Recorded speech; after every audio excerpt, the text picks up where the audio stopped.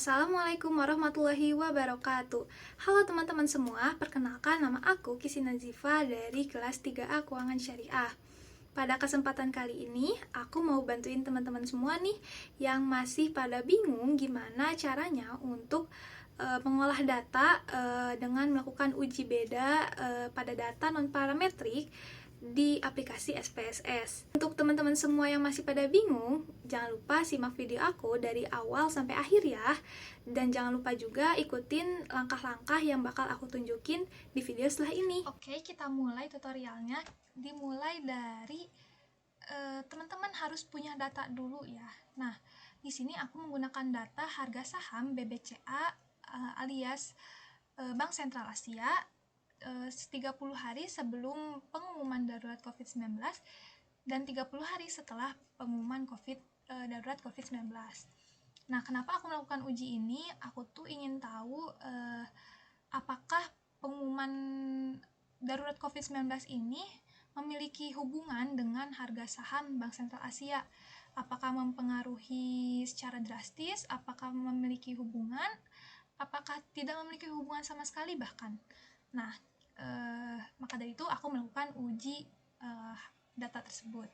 Untuk teman-teman, jangan lupa ambil datanya dari situs yang resmi ya, dari aplikasi website Yahoo Finance, di mana saya di sini teman-teman bisa mengetikkan gitu ya kode perusahaan yang teman-teman cari. Kayak aku misalnya BBCA, aku klik ini nanti akan muncul harga-harga sahamnya. Tinggal teman-teman mengatur ini nih periodenya teman-teman yang dibutuhkan dari tanggal berapa sampai dengan tanggal berapa. Nah, karena tadi pengumuman darurat COVID itu dilaksanakannya pada 3 Maret 2020, maka untuk sebelum pengumuman darurat COVID, aku menggunakan dari tanggal 21 Januari 2020 sampai dengan 2 Maret 2020.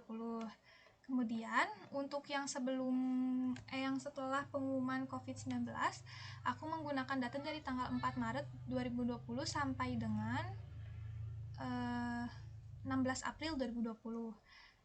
Nah, kalau misalnya teman-teman udah dapet data, kita lakukan uji menggunakan SPSS ya. Nah, sebelumnya kita ambil dulu data ini dan kita pindahkan ke SPSS-nya.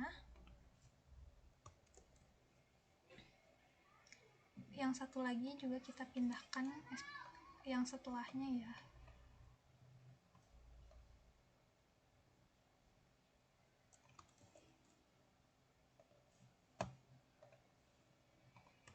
Oke, setelah ini agar kita tidak bingung, teman-teman bisa mengedit nama sel sesuai kebutuhan teman-teman di halaman variable view. Nah, seperti ini akan muncul. Kemudian teman-teman berikan nama ya, sebelum dan setelah. Untuk teman-teman yang bingung apa bedanya name dengan label, jadi kalau di name ini kita nggak boleh menuliskan dengan spasi, sedangkan di label kita boleh memberi nama sel dengan menggunakan spasi. Seperti ini misalnya, sebelum darurat COVID-19 dan setelah darurat COVID-19. Seperti itu ya teman-teman. Untuk desimalnya sesuaikan saja dengan kebutuhan teman-teman. Karena data aku di sini nggak ada yang desimal, maka aku hilangkan saja data angka desimalnya ya, menjadi 0 jadi 0. Oke. Nah, langkah pertama yang perlu teman-teman lakukan untuk melakukan uji beda, teman-teman harus tahu dulu apakah data teman-teman ini sudah normal atau belum.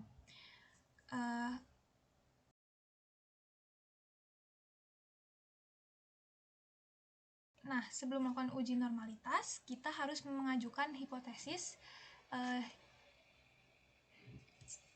Nah, untuk mengetahui normalitas, kita dapat melakukan uji normalitas dengan mengajukan hipotesis H0 di mana data ini terdistribusi secara normal, sedangkan hipotesis alternatifnya data tidak terdistribusi secara normal.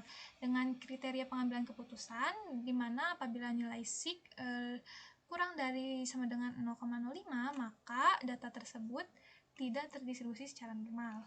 Sedangkan apabila nilai sig-nya lebih besar dari 0,05, maka data tersebut terdistribusi secara normal. Oke, kita lakukan analisisnya sekarang. Kita uji normal dengan mengklik Analyze. Kemudian teman-teman pilih Descriptive Statistics. Setelah itu teman-teman klik Explore. Kemudian masukkan sebelum darurat COVID-19 kepada Dependent List. Dan setelah darurat COVID-19 ke Dependent List juga. Nah, kemudian klik Plots, akan muncul dialog seperti ini. Teman-teman pilih Normality Plus with Test-nya di checklist ya. Nah, setelah itu Continue. Setelah dipastikan Normality Test-nya di checklist, teman-teman bisa OK. Akan muncul hasil analisis seperti ini. Nah, didapatkanlah tabel Test of Normality-nya. Aku pindahin ke Word biar teman-teman lebih enak melihatnya ya. Nah, didapatlah. Nah, setelah melakukan uji normalitas, kita didapatkanlah data tabel Test of Normality, di mana ada menurut Kolmogorov dan Shapiro-Wilk.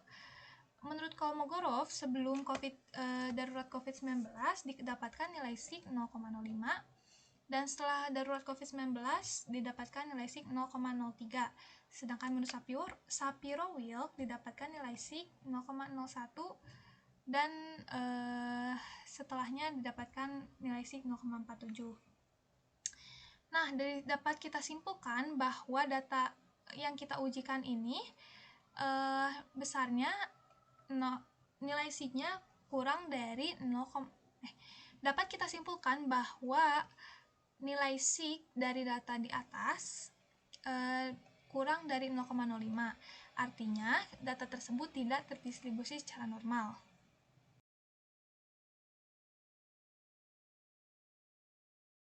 Setelah melakukan uji normalitas, teman-teman bisa melakukan uji bedanya nih dengan menggunakan uji two-paired sample t-test non-parametric. Nah, sebelum melakukan ujinya, teman-teman harus membuat hipotesis yang diajukan dulu.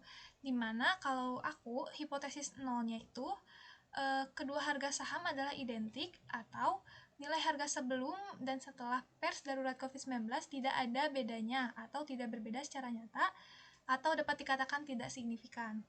Kemudian hipotesis alternatifnya di mana kedua harga saham adalah tidak identik, di mana nilai harga saham sebelum dan setelah pers darurat COVID-19 berbeda secara nyata atau signifikan. Nah, kriteria pengambilan keputusannya masih sama, di mana nilai sig to tail-nya apabila lebih besar dari 0,05, maka H0-nya akan diterima. Sedangkan apabila nilai sig to tail-nya kurang dari 0,05, maka H0 akan ditolak dan H akan diterima. Kita mulai ke pengujiannya. Di sini masih sama di Tools Analyze. Setelah itu kita pilih non-parametric test karena data yang telah diujikan tadi termasuk data yang tidak normal. Kemudian teman-teman pilih Legacy Dialogues. Di Legacy Dialogues, teman-teman akan mendapatkan two related sample. Teman-teman bisa klik, akan muncul dialog seperti ini. Teman-teman dapat memasukkan sebelum darurat COVID-19 ke variabel 1.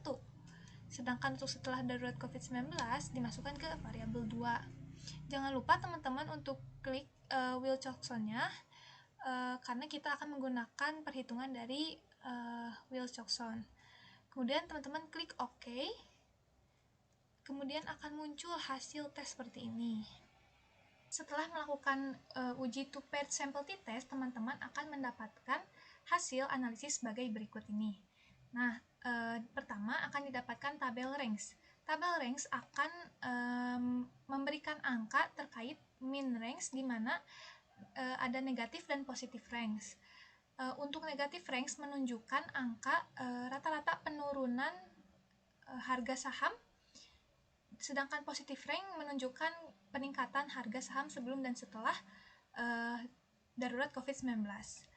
Untuk yang negative ranks-nya artinya ada penurunan sebesar 15,50 rata-ratanya dengan nilai N sebesar 30. Sedangkan untuk positive ranks-nya 0, kemudian akan didapatkan tabel statistik di mana ada angka sig to tail yang menunjukkan 0,000. Berdasarkan tabel ranks, kita dapat menarik kesimpulan bahwa positive ranks untuk peningkatan harga saham sebelum dan setelah pers darurat COVID-19 sebesar 0. Sedangkan mean untuk negative rank atau penurunan harga saham sebelum dan setelah pengumuman darurat COVID-19 sebesar 15,50. Berikutnya, berdasarkan tabel statistik atau tabel 3, kita dapat menyimpulkan bahwa nilai sig to tail kurang dari 0,05 yaitu sebesar 0,000. Maka HA dapat diterima sedangkan H0 ditolak. Artinya, harga saham BBCA adalah tidak identik atau signifikan berbeda. Hal ini dapat disimpulkan bahwa pengumuman darurat pandemi COVID-19 memberikan pengaruh yang sangat kecil karena nilai sig-nya ini sebesar 0,00 terhadap harga saham BBCA setelah pengumuman darurat COVID-19. Akhirnya beres juga tutorialnya. Mungkin cukup sekian tutorial pada kesempatan kali ini. Semoga bermanfaat untuk teman-teman semua. Jangan lupa dipraktekin dan see you in the next tutorial. Bye. Terima kasih.